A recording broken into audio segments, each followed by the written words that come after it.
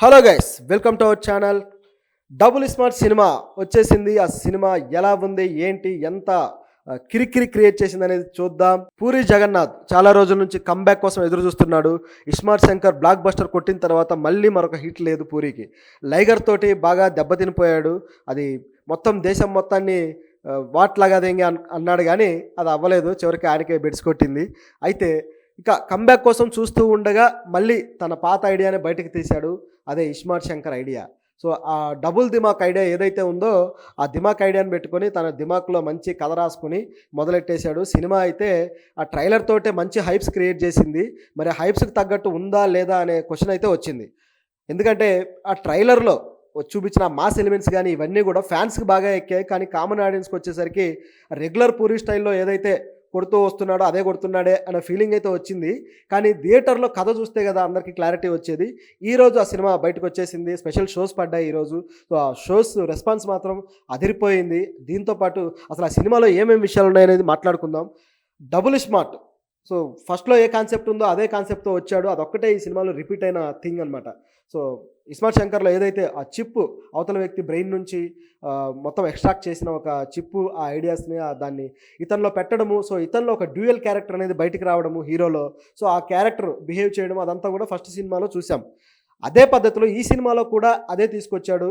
So ఫస్ట్లోనే ఎలా ఉంటుందంటే hero మామూలుగా తన యాజ్ యూజువల్ లైఫ్ స్టైల్ సాగిపోతూ ఉంటుంది. సో అట్లా వెళ్తున్న టైంలో కట్ చేస్తే విలన్ ఎంట్రీ ఇస్తాడు. సో పవర్ఫుల్ విలన్, అది most wanted notorious criminal. So ఇతను ఎంటర్ ఇచ్చిన తర్వాత ఇతని కెపాసిటీని గమనించి వాళ్ళిద్దరికీ లడాయి స్టార్ట్ అయిపోయి ఇక లాభం లేదని చెప్పి విలన్ ఏం చేస్తాడంటే ఈ హీరోలోనే వాడు అనుకొని చేయాలనుకున్న పనులు చేయించాలంటే వీడే కరెక్ట్ అని చెప్పేసి వాడికి చిప్పు పెట్టేస్తాడు. సో ఆ చిప్పు పెట్టిన తర్వాత దాని నుంచి హీరో ఎలా సఫర్ అయ్యాడు, తర్వాత అతనికి తిరిగి ఎలా దెబ్బ కొట్టాడు అనేది కాన్సెప్ట్. సో సినిమా అయితే మాత్రం చాలా నీట్గా, చాలా పకడ్బందీగా పూరి స్టైల్లో మొత్తం హై వోల్టేజ్తో తీశాడు. ఈ పూరి అంటేనే హై వోల్టేజ్ కదా, దానికి ఏమాత్రం తగ్గలేదు. ఇక బ్యాక్గ్రౌండ్ స్కోర్ కానీ సాంగ్స్ కానీ అదిరిపోయాయి. సో మార్ముంతా చోట్ చింత సాంగ్ అయితే థియేటర్లో గట్టిగా పేలింది. దీంతోపాటు ఒక Mani Sharma BGM as usual super వచ్చింది. దీంతోపాటు కెమెరా ఒక పూరి స్టైల్లో మొత్తం జిగ్జాగ్ కటింగ్స్ కానీ, సో ఎడిటింగ్లో పూరి స్టైల్ ఒకటి ఉంటుంది కదా, సో ఆ style of editing fast pace editing అనమాట. సో అది కూడా చాలా బాగా కుదిరింది.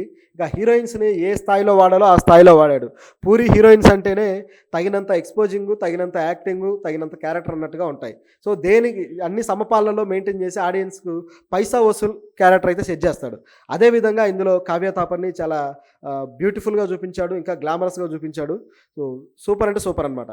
దీంతోపాటు ఈ సినిమాలో కొంచెం డ్రాబ్యాక్స్ ఏంటంటే ఆ శివుడి ఎపిసోడ్ ఏదైతే ఉందో శివుడికి సంబంధించి ఫస్ట్ పార్ట్లో క్లైమాక్స్లో తీసుకొస్తాడు హరం హర అనేది ఒక బ్యాక్డ్రాప్లో అంతా కూడా ఆ కాశీ బ్యాక్డ్రాప్లో. ఇందులో కూడా అదే విధంగా శివుడి బ్యాక్డ్రాప్ తెచ్చాడనమాట. తెచ్చి సేమ్ అదే టైప్ ఆఫ్ హడావుడి చేశాడు.